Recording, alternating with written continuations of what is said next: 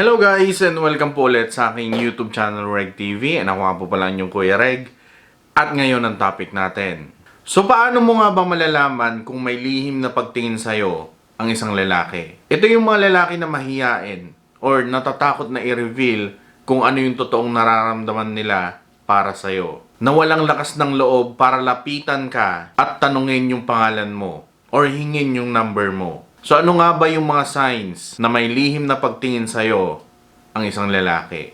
Unang sign, nakakahanap siya lagi ng dahilan para mapalapit sa'yo. Kapag may gusto sa'yo ang isang lalaki, pero wala siyang sapat na lakas ng loob para lapitan ka, asahan mo, madalas mo siyang makita sa mga lugar na pinupuntahan mo. Sa tindahan kung saan ka bumibili ng merienda mo. Sa isang lugar kung saan ka madalas tumambay or mag-aral. Or, nagiging close niya yung isa sa mga kaibigan mo. Siyempre, hindi mo yan mapapansin sa una. Pero, unti-unti mo na siyang nakikilala sa mukha dahil lagi mo siyang nakikita. Technique niya yan para mas mapalapit siya sa'yo nang hindi mo namamalayan. Hanggang sa hindi mo napapansin, unti-unti mo na siya nakakausap. Or minsan, inaasar ka na niya dahil medyo kilala mo na siya sa mukha. Siguro sasabihin mo, Kuya, baka friendly lang talaga siya at gusto lang talaga niyang makipagkaibigan. well, oo, tama. Baka friendly lang talaga siya. Pero kung napapansin mo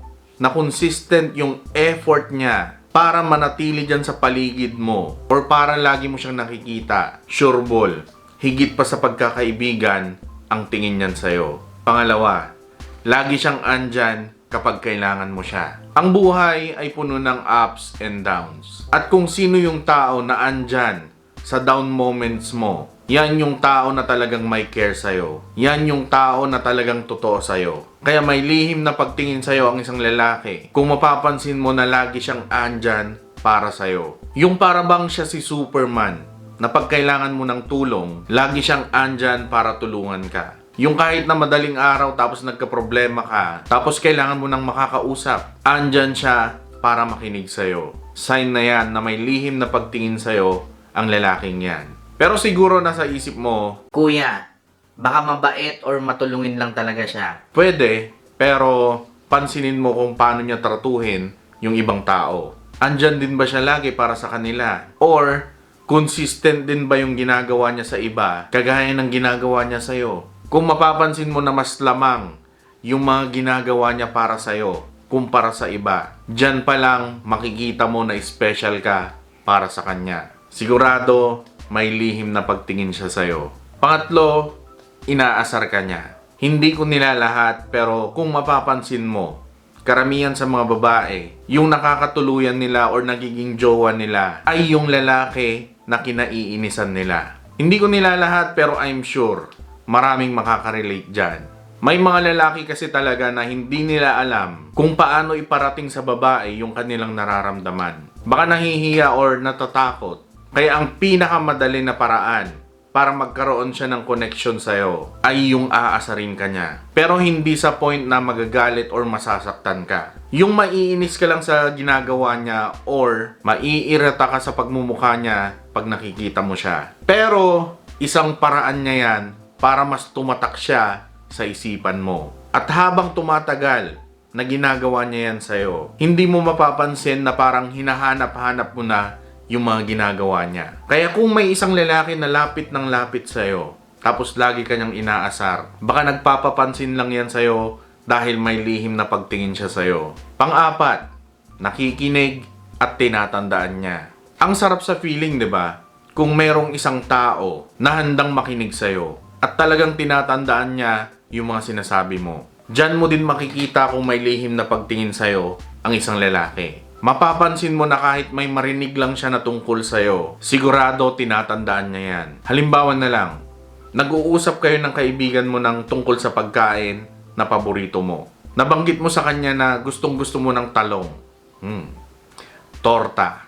Sarap nun, yung medyo crispy-crispy yung gilid-gilid niya. Oh, Diyos mio. Tapos yun nga, narinig niya yung usapan nyo. Tapos pagkalipas ng ilang buwan, mapapansin mo na tanda niya pa rin kung ano yung paborito mo. Hindi niya nakakalimutan. sigurado special ka para sa lalaki na yan. Dahil kung wala ka lang para sa kanya, bakit pa siya maglalaan ng extra memory sa utak niya ng tungkol sa'yo kung hindi ka special para sa kanya? 'Di ba?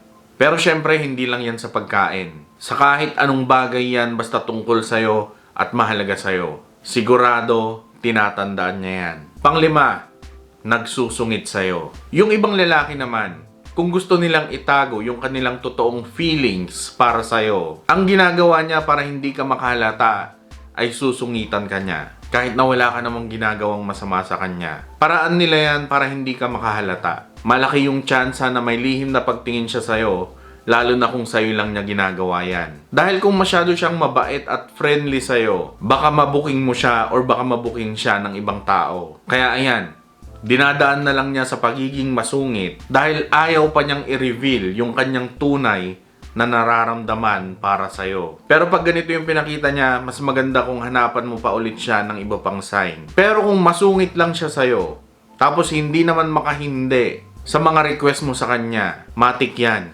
Nagsusungit-sungitan lang yan dahil may lihim na pagtingin siya sa'yo. Pang-anim, nararamdaman mo na may gusto siya sa'yo. May mga rason kung bakit minsan parang pakiramdam mo na may lihim na pagtingin sa'yo ang isang lalaki. Minsan dahil yan kung paano siya makipag-usap sa'yo, kung paano kanya tignan, or para bang may kakaibang nararamdaman ka kapag andyan siya. Yung hindi mo maipaliwanag na pakiramdam na hindi mo naman nararamdaman sa iba. Pero syempre, ang pinaka-the best pa rin na paraan ay kung makausap mo siya kung ano talaga yung totoong nararamdaman niya para sa'yo. Dahil kung ibibase mo lang dito sa mga signs na nabanggit ko, tapos sobrang mahiyain talaga siya, or hindi niya kaya talagang i-reveal kung ano yung totoo, pwede niyang i-deny yan at baka mapahiya ka lang. Kaya open at honest communication pa rin ang pinaka-the best na paraan kung tungkol sa puso ang pinag-uusapan. So yun, maraming salamat sa panonood and ingat kayo sa mga kayo naroon. God bless,